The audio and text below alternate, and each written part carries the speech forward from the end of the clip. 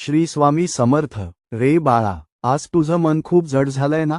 ज्यांच्यावर तू स्वतःपेक्षा जास्त विश्वास ठेवलास, ज्यांच्यासाठी तू तुझं सर्वस्व पणाला लावलंस, आज त्याच लोकांनी तुला ओळखायला नकार दिला. संकटाच्या वेळी त्यांनी हात सोडला आणि तू आज एकटा पडलास. पण एक लक्षात ठेव, ही माणसं पाठ फिरवत नाहीत, तर निसर्ग तुझ्या आयुष्यातील कचरा साफ करत असतो. तू ज्यांना तुझं मानत होतास, ते केवळ तुझ्या सुखाचे सोबती होते.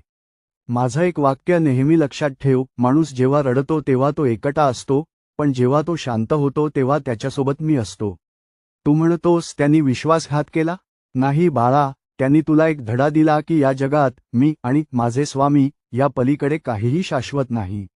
त्यांनी पाठ फिरवली कारण त्यांना तुझं भविष्य आणि तुझी उंची झेपणार नव्हती.